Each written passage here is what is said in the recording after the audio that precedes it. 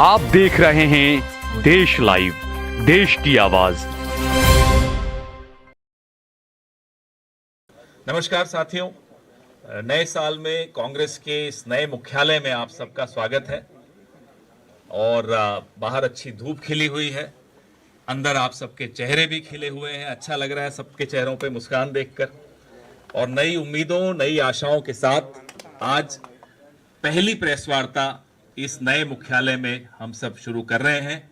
हमारे वरिष्ठ सहयोगी श्री अजय माकन, राज्यसभा सांसद और कोषाध्यक्ष, आपसे मुखातिब होंगे और प्रेस वार्ता शुरू करेंगे। धन्यवाद। उसके बाद आपके सवाल लेंगे और उसके बाद आप सबको एक टूर दिया जाएगा इस बिल्डिंग का, और फिर धूप में बैठकर भोजन का हम सब आनंद लेंगे। धन्यवाद।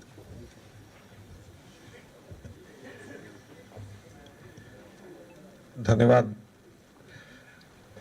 पवन खेड़ा जी। उपस्थित साथियों, आप सब लोगों का बहुत बहुत स्वागत है।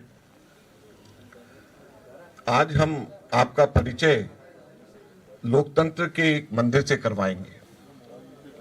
वर्तमान में देश का सबसे बड़ा विपक्षी दल और पूर्व में जिस दल का इतिहास और आजादी का इतिहास पर्यायवाची है, उसके मुख्यालय इंदिरा भवन से हम आपका परिचय आज कराएंगे। 19 नवंबर 2007 को यह जमीन भारत सरकार ने हमें आवंटित की थी। इसका शिलान्यास 2009 में हुआ और अंततः 14 जनवरी 2025 को कंप्लीशन कम ऑक्यूपेंसी सर्टिफिकेट प्राप्त हुआ और 15 जनवरी को हम लोग यहाँ पे आ गए और आज आप सब लोगों को यहाँ पर पहली प्रेस वार्ता के लिए आमंत्रित किया है। साथियों, किसी भी लोकतंत्र में विपक्ष का मजबूत होना सबसे बड़ा महत्वपूर्ण कर्तव्य होता है। आधुनिकतम प्रौद्योगिकी एवं नवीनतम इंफ्रास्ट्रक्चर से लैस इंदिरा भवन न केवल दुनिया के सबसे बड़ी युवा आबादी वाले देश की महत्वाकांक्षा एवं आकांक्षाओं का प्रतीक है, अपितु लोकतंत्र की रक्षा तथा एक सजग विपक्ष की भूमिका निभाने को भी तत्पर है। आगे आने वाले समय में इंदिरा भवन में इस प्रकार की प्रक्रियाओं को विकसित करा जा रहा है जिनसे देश भर के कांग्रेस कार्यकर्ताओं का इस भवन में स्वागत हो तथा वरिष्ठ पदाधिकारी इन सबको आसानी से मिलजुल सके। इंदिरा भवन का उद्देश्य ऐसा स्थान करना था जो पार्टी का मुख्यालय होने के साथ साथ उसकी विरासत और मूल्यों का प्रतीक भी बने। इसके डिजाइन में पार्टी के गौरवशाली इतिहास और लोकतांत्रिक सिद्धांतों को प्रतिबिंबित किया गया, साथ साथ इसे आधुनिक कार्य क्षेत्र के रूप में भी विकसित करा। हमने ऐसा स्वागत योग्य वातावरण तैयार करने का प्रयास किया है जो सहयोग और सहभागिता को प्रोत्साहित करे तथा हमारा मुख्यालय प्रेरणादायक और व्यावहारिक दोनों हो। इसके अलावा डिजाइन में पारदर्शिता और खुलापन के तत्वों को शामिल करने पर विशेष जोर दिया गया है ताकि समावेशिता और लोकतांत्रिक संवाद के मूल्यों को प्रतिबिंबित किया जा सके। 5 मंजिल इमारत कुल 2100 वर्ग मीटर में है। इसमें 276 सीट्स का अपना ऑडिटोरियम है, बहुत सारे मीटिंग रूम्स हैं, कॉन्फ्रेंस हॉल्स हैं। कांग्रेस के हर फ्रंटल ऑर्गेनाइजेशन तथा सेल के पदाधिकारियों की बैठने की पर्याप्त व्यवस्था है। इसके लिए जैसे मैंने कहा, बहुत सारे कमेटी और कॉन्फ्रेंस रूम बनाए गए हैं तथा खुली जगह में देश भर के कांग्रेस जन के उठने बैठने की पर्याप्त व्यवस्था भी आगे करी जा रही है। इसमें 134 पेड़, 8675 पौधे और 264 कलाकृतियां एवं चित्र। कैफेटेरिया में आप लोग देखेंगे नंदलाल बोस की पेंटिंग्स हैं जो गांधी जी के निवेदन पर 1938 में हरिपुरा कांग्रेस अधिवेशन में बनाई गई थी। गांधी जी ने इस अधिवेशन की परिकल्पना भारत की सांस्कृतिक विरासत के प्रतीक के रूप में की थी जो स्वतंत्रता संग्राम की भावना को प्रतिबिंबित करता था। उन्होंने कला को कांग्रेस के राजनीतिक और सामाजिक विमर्श में समाहित करने का प्रयास किया और यही कोशिश हम लोग इस इंदिरा भवन के माध्यम से कर रहे हैं। इंदिरा भवन की हर मंजिल कांग्रेस के इतिहास के एक युग को दर्शाता है। आप देखेंगे यह इतिहास भारत की आजादी का भी गौरवमय इतिहास है। इंदिरा भवन की एक अनूठी विशेषता इसका केंद्रीय एट्रियम है सेंट्रल एट्रियम, जो भवन की भौतिक और प्रतीकात्मक हृदय है, यह खुलापन और जुड़ाव का एहसास दिलाता है, जिससे लोग स्थानों के बीच सहजता से आ जा सकते हैं और सहयोग को बढ़ावा मिलता है। दूसरी विशेषता इसके स्थायी डिजाइन तत्व हैं, जो सोलर पैनल और एनर्जी एफिशिएंट ऊर्जा कुशल प्रणालियां हैं, जो भवन को पर्यावरण रूप से जिम्मेदार और दीर्घकालिक रूप से एज ट्रेजर कह सकता हूं कि हमें किफायती बनाते हैं। तीसरी विशेषता सार्वजनिक सहभागिता ओपननेस के स्थान है, जैसे कमेटी और कॉन्फ्रेंस रूम्स मैंने बताया बहुत सारे बनाए गए। ऑडिटोरियम है जो समुदाय की सहभागिता, संवाद और सांस्कृतिक आदान प्रदान के लिए मंच भी प्रदान करते हैं। यह समावेशिता और पारदर्शिता के पार्टी के मिशन के अनुरूप है। यहाँ तक कि पदाधिकारियों के ऑफिस भी खुलेपन के प्रतीक हैं। आप देखेंगे कि सब एक दूसरे को देख सकते हैं, जो बेहतर समन्वय और सहभागिता को प्रेरित करेगा। कांग्रेस का नया भवन इमारत नहीं, आजादी की एक गौरवशाली विरासत है। यह इंदिरा भवन की बुनियाद में एक वैचारिक आंदोलन है, तो इसके शिखर पर संविधान की रक्षा का संकल्प भी है। आपको इंदिरा भवन की रगों की में सीढ़ी दर सीढ़ी महात्मा गांधी के भारत छोड़ो आंदोलन से लेकर राहुल गांधी के भारत जोड़ो आंदोलन की अनुगूंज दौड़ती हुई नजर आएगी। हमारा इंदिरा भवन उन लाखों कार्यकर्ताओं के अनुदान से बना है, जो इस बात में आस्था रखते हैं कि कांग्रेस का अर्थ है सर्वहारा वर्ग के उत्थान का संघर्ष, कांग्रेस का अर्थ है भारत के सद्भाव की रक्षा, कांग्रेस का अर्थ है समावेशी विकास में आस्था। हमारे कांग्रेस संविधान के 5 मूल्यों को रिसेप्शन में ही दर्शाया गया है। यह है लोकतंत्र, राष्ट्रवाद, धर्मनिरपेक्षता, समावेशी विकास तथा न्याय। यही हमें प्रेरित करते हैं। हम उम्मीद करते हैं कि जब आप इस भवन का दौरा करेंगे तो आप भी पूरे इंदिरा भवन के दर्शन कर यहां से प्रेरित होकर के ही जाएंगे। धन्यवाद।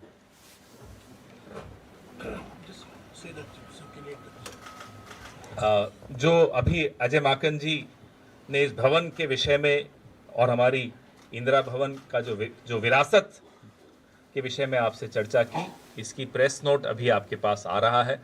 अब जयराम रमेश जी, आप कुछ कहना चाहेंगे? आपके सवाल, ताकि फिर उसके बाद दौरा शुरू कर सके।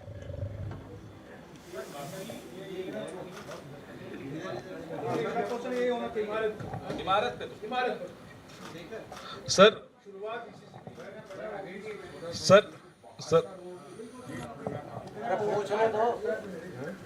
कौन सा गेट?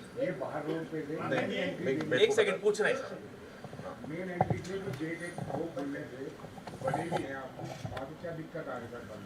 अभी तो खुले नहीं। देखिए, सबसे पहले तो मैं इसके जवाब से पहले ये आपको बताऊं कि मेरे लिए आज बड़ी खुशी की बात है कि इस भवन की जमीन को आवंटित करते समय मैं केंद्र के अंदर शहरी विकास मंत्री था, तो इसकी फाइल पे मेरे साइन हुए और पहली प्रेस कॉन्फ्रेंस भी मैं कर रहा हूं, तो आपके सवाल का मैं बहुत अच्छे से जवाब दे सकता हूं। इस बिल्डिंग का एड्रेस 9A कोटला रोड है, जिसकी गेट ये है। आप जिस गेट की बात कर रहे हैं वो इस बिल्डिंग का फ्रंट गेट नहीं है। इस बिल्डिंग का front gate 9A Kotla road पे है। धन्यवाद।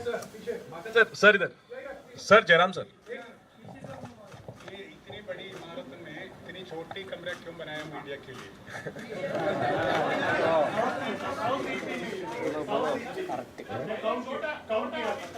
आपका विजन इतना छोटा है। पहले छोटा ऑफिस था, छोटा कमरा कॉन्फ्रेंस हॉल था, अभी तो इतना बड़ा बनाया। देखिए, आपने बड़ी अच्छी बात कही है। इस बिल्डिंग के अंदर, जैसे मैंने कहा कि आप लोग जब देखेंगे तो एक नहीं बहुत सारे रूम्स हैं। ये निर्भर करता है कि कितनी बड़ी प्रेस वार्ता है, उसके अनुरूप आप सब लोगों की प्रेस वार्ता होगी।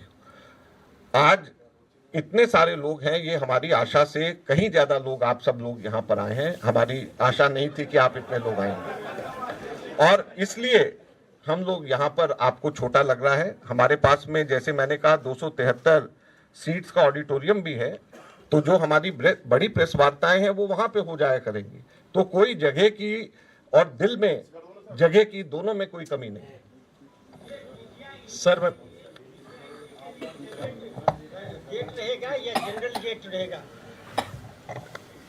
ये मीडिया एंट्री के लिए एक्सक्लूसिव गेट रहेगा। आप लोगों की देखभाल के लिए अच्छे से इंतजाम यहाँ पर किए जाएंगे। आपका स्वागत होगा और कहीं ज्यादा बेहतर स्वागत होगा, उससे भी कहीं ज्यादा बेहतर स्वागत होगा जो भाजपा के ऑफिस में होता है। सर माकन सर, एक तो मैं ये जानना चाहता हूं कि ये बड़ा अच्छा ये इंदिरा भवन बनकर तैयार हुआ है, इसको बनाने में कितना खर्च हुआ, बजट क्या है इस इंदिरा भवन का, एक। और दूसरा कि इस बिल्डिंग को लेकर में एक्सेस, अभी हालांकि शुरुआत है लेकिन कहा जा रहा है कि एक्सेस में दिक्कत होगी, तो आम कार्यकर्ता आपका जैसे 24 अकबर रोड में मतलब सीधे जनरल सेक्रेटरी के कमरे तक, अध्यक्ष के कमरे तक पहुंच सकता था, वो यहां भी हो सके, वो कैसे आप इंश्योर करेंगे? बजट का जवाब जरूर दीजिएगा। दोनों चीजों का जवाब देंगे और आपकी संतुष्टि होगी, मैं ये समझता हूं। सबसे पहले जो दूसरा प्रश्न है, मैंने बड़ी ही शुद्ध हिंदी में बोला था तो कि ऐसी प्रक्रियाओं को विकसित किया जा रहा है जिन प्रक्रियाओं से देश भर के कांग्रेस कार्यकर्ताओं का यहाँ पर स्वागत हो और साथ साथ में हमारे पदाधिकारी उनसे आराम से मिल सकें। तो दोनों चीजों की प्रक्रियाओं का, जब मैं प्रक्रिया बोल रहा हूं तो एक्सेस सिस्टम को हम इस तरीके से डेवलप कर रहे हैं कि पूरे देश के, ये कांग्रेस के कार्यकर्ताओं के अनुदान से बनी हुई यह बिल्डिंग है और इसमें कांग्रेस के जितने भी कार्यकर्ता हैं देश भर के, उनका स्वागत है। और साथ ही साथ में हम इस चीज को भी सुनिश्चित करेंगे कि हमारे पदाधिकारी यहाँ पे रेगुलरली अवेलेबल हों और उन कार्यकर्ताओं से मिलें। इसके लिए जो मॉडर्न कंसेप्ट हैं, जैसे कमेटी रूम्स का, जहां पर सब कार्यकर्ता इकट्ठे आ सकें, वहां पे वो मिल सकें। ये ओपन स्पेस जो आप बाहर अभी देख रहे हैं, ये ओपन स्पेस के अंदर हम लोग चेयर्स का और इसको प्रॉपर होने एक कवरिंग की भी हम व्यवस्था कर रहे हैं ताकि सब लोग आ सकें, आप लोग भी यहाँ पर आ सकें और हमारे कार्यकर्ताओं को ये महसूस कराया जाएगा कि उनका इस ऑफिस के अंदर स्वागत है और हमारे सीनियर ऑफिस बेयरर्स उनसे मिले। इस प्रकार की प्रक्रियाओं के ऊपर हम लोग काम कर रहे हैं। और दूसरा आपका प्रश्न यहाँ के खर्चे का है, तो खड़गे जी ने भी उस दिन बोला था कि कुछ उधार अभी बाकी है, लेकिन हम ये मानते हैं कि लगभग 200 से 225 करोड़ के बीच में इस बिल्डिंग के ऊपर खर्च हुआ है। और जैसे मैंने आपको कहा कि इस बिल्डिंग को 2007 में आवंटित हुआ है, तो ये लगभग 2007 से लेकर के 2025 आज 17-18 वर्षों के अंदर ये पैसा हम लोगों का कुल 200 से लेकर 225 करोड़ के बीच में खर्च हुआ है। लेकिन इसके साथ में मैं ये भी जरूर जोड़ना चाहूंगा कि हम देश के प्रमुख विपक्षी दल हैं और जो देश का मुख्य दल है, जो कि देश के अंदर सत्ताधारी दल है भारतीय जनता पार्टी, उसके ऑफिस और उसके तमाम आरएसएस के जितने ऑफिसेज हैं दिल्ली में, अगर उनका खर्चा सब जोड़ लिया जाए तो ये उसका 5वां हिस्सा भी नहीं होगा जो हम लोगों ने इस बिल्डिंग के ऊपर खर्च किया है। तो देश के प्रमुख विपक्षी दल को, जैसे मैंने पहले भी कहा, हम लोगों ने कोशिश करी है कि यहाँ पे हमारे देश के तमाम कार्यकर्ताओं का स्वागत भी हो, लेकिन प्रौद्योगिकी के तौर के ऊपर, टेक्नोलॉजी के तौर के ऊपर भी एक सजग और सशक्त विपक्षी भूमिका निभाने के लिए यह बिल्डिंग हर तरीके से जो रूलिंग पार्टी है उसको और जवाब देने के लिए तैयार रहे और सजग प्रहरी के रूप में, लोकतंत्र के सजग प्रहरी के रूप में भी काम कर सके। माकन जी, बीजेपी के भवन भी हैं, उनके टावर भी हैं और हमारा एक ही है जिसमें सभी के सभी फ्रंटल ऑर्गेनाइजेशन, सभी सेल्स और सभी जितने भी ऑर्गेनाइजेशन है, सब एक ही बिल्डिंग के अंदर एक साथ में काम करें। इस चीज को भी आप लोग कृपया ध्यान दें। मगन जी, मेरा सवाल मुख्यालय को लेकर तो हो गया। तकरीबन 47-48 साल आप लोग पिछले मुख्यालय 24 अकबर रोड पे रहे और यहाँ भी आ गए और कांग्रेस पार्टी को शायद 139 साल में पहली बार अपना निजी मुख्यालय मिला है।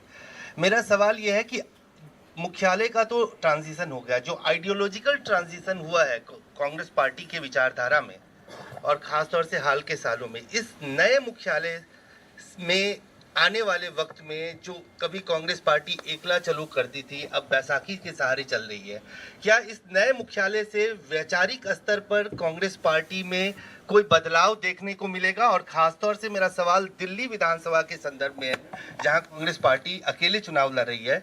कभी आप लोग लोकसभा चुनाव में साथ मिलकर आम आदमी पार्टी के साथ लड़ रहे थे। इस नए मुख्यालय से कांग्रेस की विचारधारा में, जो कि कांग्रेस की अतीत में विचारधारा थी और जो आइडियोलॉजी थी, उसमें क्या कोई बदलाव दिखेगा हम लोगों को आने वाले वक्त में? दोनों जगहों में झंडा फहराए।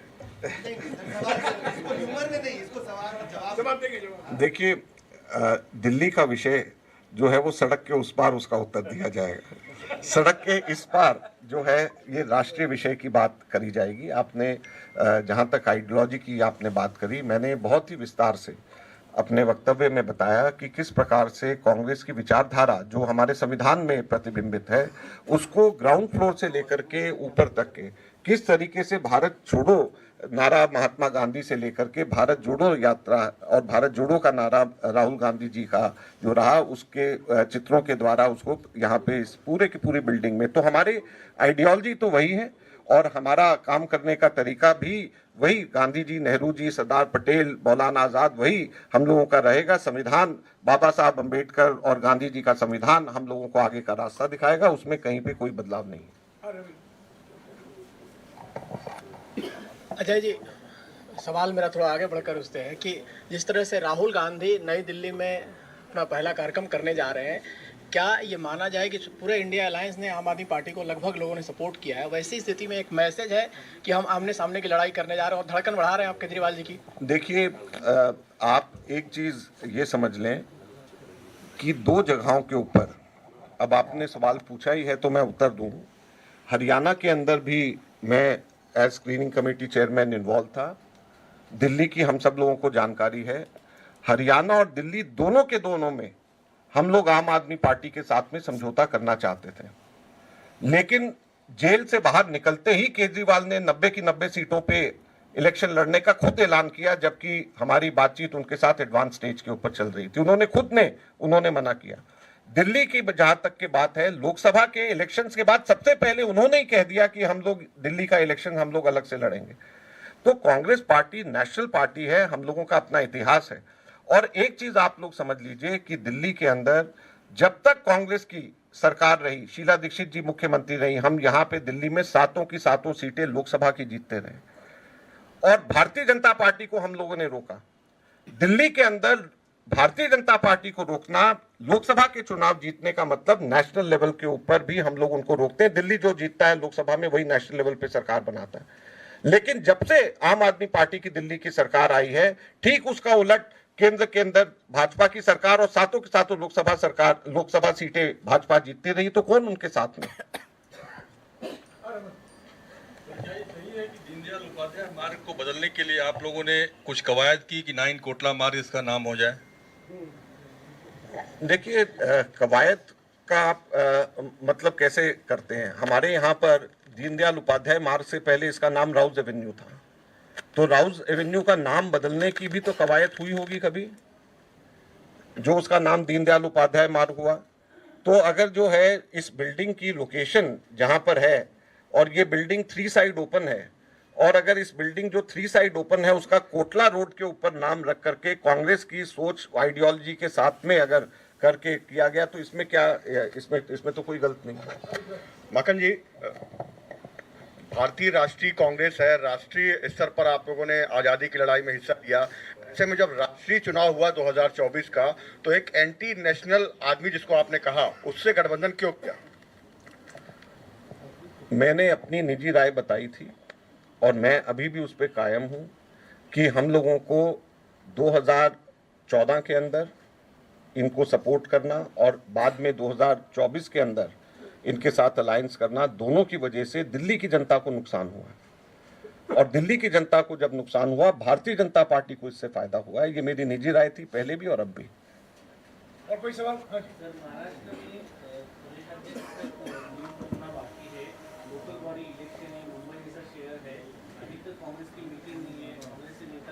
ये सवाल बाद में करें, ये सवाल और कुछ कोई सवाल? हाँ, बिल्डिंग को लेकर। हाँ, बिल्डिंग को लेकर। जयराम जी, मेरा सवाल है। जहाँ बिल्डिंग स्थित है उसको लेकर। जयराम जी, मेरा सवाल है। जयराम जी, नई बिल्डिंग में बैठे हैं, लेकिन सवाल ये है कि 2015 में 8 सीटें जब आई थी आपकी, 13 में इस बार अगर हंग असेंबली आती है, कभी ऐसा होता है तो आप फिर केजरीवाल के साथ जाएंगे क्या? इस बात की कोई संभावना है अजय माकन जी? देखिए, मैं यहाँ पर बैठ करके अपने, क्योंकि मैं दिल्ली से राजनीति करता हूँ, दिल्ली में मैं 3 बार का विधायक और 2 बार का सांसद रहा, तो मैं अपनी बात में ज़रूर कहना चाहूँगा कि केजरीवाल का आगे बढ़ना भारतीय जनता पार्टी को मदद करता है। भारतीय जनता पार्टी के साथ मुकाबला करने के लिए राष्ट्रीय स्तर के ऊपर मजबूत कांग्रेस का होना जरूरी है। अगर नेशनल लेवल पे नेशनल ऑर्गेनाइजेशन विपक्ष के तौर के ऊपर मजबूत नहीं होगी, कमजोर होगी, तो भारतीय जनता पार्टी से कभी भी नहीं लड़ा जा सकता।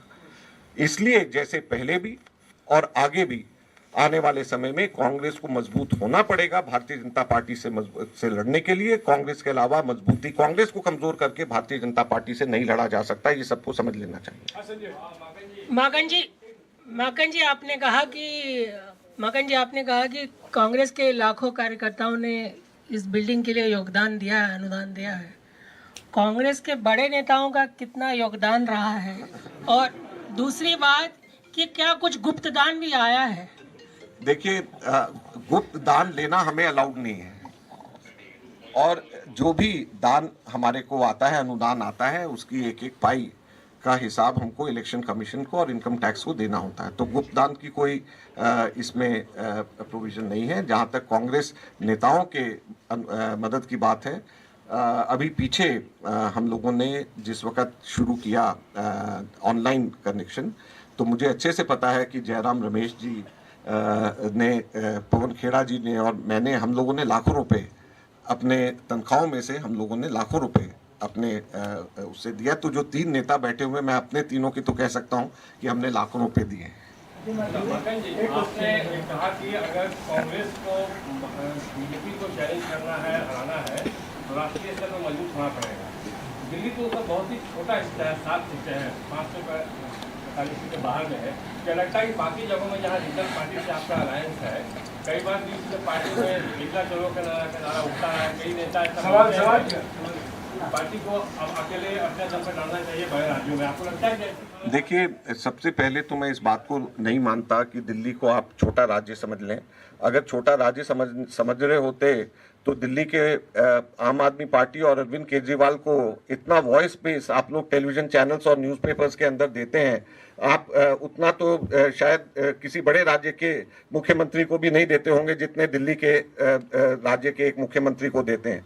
और ये आज़ादी के बाद से लेकर अब तक बगैर एक भी बार ऐसा कुछ हुए, निर्विवाद तौर के ऊपर ये रहा है कि जो दिल्ली में पार्लियामेंट इलेक्शन जीतता है वही नेशनल में गवर्नमेंट उसी की बनती है, और 7 में से जो 5 जीतता है, 6 जीतता है या 7 जीतता है, उसी की सरकार केंद्र के अंदर बनती है। तो इसलिए दिल्ली जो है वो, उसको छोटे या बड़े से मत समझिए, जो दिल्ली जीतता है वो पूरा देश के अंदर उसकी सरकार बनती है। और इसलिए हम ये कहते हैं कि आम आदमी पार्टी विफल रही है भाजपा को राष्ट्र के अंदर आने से।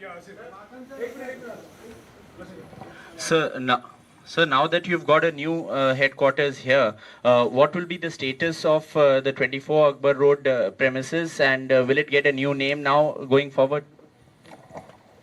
Well, we have not shifted as a whole. We are gradually shifting. It will take some time for us to shift as a whole. As far as status is concerned, I think it should be at par with 9A Ashoka Road. If BJP is keeping 9A Ashoka Road with it, so 24 Akbar Road also should be with the Congress party, as long as 9A Ashoka Road is with the BJP. Not only that, there are a large number of properties, including in Delhi, that belong to the pre-1969 Indian National Congress that were subject to litigation. There is now a Supreme Court judgment which says that all the pre-1969 property in which the Indian National Congress had operated from belongs to the Indian National Congress of today. So 7 Jantar Mantar Road, according to the Supreme Court judgment, belongs to the Indian National Congress. So an effort will be made, systematic effort, serious effort will be made to take possession of these properties that were subject to legal disputes but now clearly are the property of the Indian National Congress.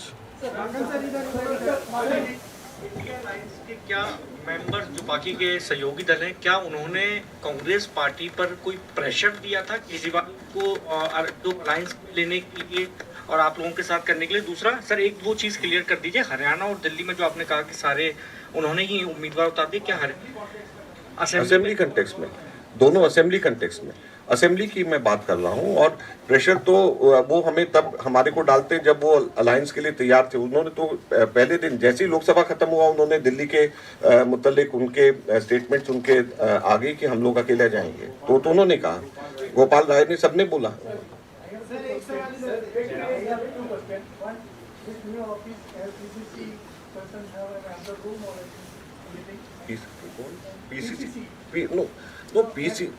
PCC's presidents do not have a room at the national headquarters, but whenever they come, they meet the general secretaries, respective in charge general secretaries or in charge independent in charges in their respective rooms. And second question, are you earlier stated that Kejriwal is anti-national? You say that you have another performance to treat it. Till now you not. I will do it before the elections. पुराना जो आपका office है sir, वहाँ से भी क्या आप operate करेंगे, क्या आप उसको रिटेन करेंगे? देखिए, हमारे इतने सारे के सारे कागजात, इतने लोग एम्प्लॉय सब हैं, तो एक साथ सबके सब शिफ्ट नहीं होते, तो ये धीरे धीरे करके होगा, over a period of time होगा। अभी जैसे हमारा ट्रेजरर का और अकाउंट्स विंग और कम्युनिकेशन हम लोग यहाँ पे आए, जनरल सेक्रेटरीज कुछ आए, तो ये धीरे धीरे करके अब फ्रंटल ऑर्गेनाइजेशंस की भी हमारे ऑफिसेज है और सेल्स हैं हमारे, तो अंततः कोशिश हमारी यही है कि सभी के सभी एक ही उसमें बिल्डिंग में रहें, एक साथ रहें, ताकि बेहतर समन्वय आपस में हो, लेकिन इसमें समय लगे।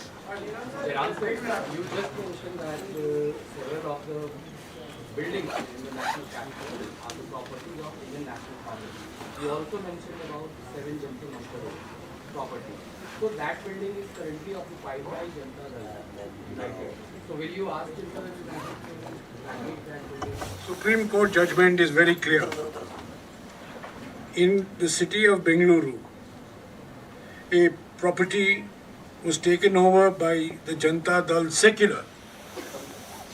This was subject to litigation. After the Supreme Court judgment, the property has come into the possession of the Indian National Congress, and we have taken possession of that property. So I am saying that all properties which had been subject to litigation, and 7 Jantar Mantar Road is the most prominent example. It's a historic building. 7 Jantar Mantar Road relates to the history of the Indian National Congress as much as Anand Bhavan did. But because of a variety of reasons, including the splits that took place, the Indian National Congress did take possession of 7 Jantar Mantar Road. Our Congress President Mallikarjun Kharge ji on the 15th has announced in his speech that the Supreme Court judgment opens the door for the Congress to take possession of these properties, of which 7 Jantar Mantar Road also is a part. Sir network नहीं आ रहा है यहाँ पे, तो कुछ ये mic mute और network mute करने की तो कोई नहीं कोई नहीं, टीथिंग प्रॉब्लम्स तो रहेंगी ना। आज पहला है, कोई एक आध अगर कोई कमी रह गई हो तो हम माफी चाहते हैं, लेकिन कोई डेलिब्रेट कुछ भी नहीं है। माकन सर, आपने कहा कि दिल्ली बड़ा महत्वपूर्ण है, सातों एमपी रहते हैं, वही जो है केंद्र में रहती है। मेरा सवाल ये है कि इलेक्शन से पहले तो आपने अभी नहीं हुआ है, मैंने अभी उत्तर दिया है इसका ऑलरेडी, और मैंने कहा मेरी व्यक्तिगत राय है कि यहाँ पर हमारा किसी भी प्रकार से अलायंस नहीं होना चाहिए, और 2013 में सपोर्ट और 2024 में दोनों में हमारा अलायंस नहीं होना चाहिए, मेरी व्यक्तिगत राय। तो अब दौरा शुरू करते हैं। हमारे कुछ साथी आपको पूरी बिल्डिंग का दौरा कराएंगे, आपको दीवारों पे जो लिखा है वो वैसे ही समझ में आएगा, लेकिन और समझाएंगे भी, और उसके बाद ये सामने जो लॉन है यहाँ हम भोजन का आनंद लेंगे। धन्यवाद।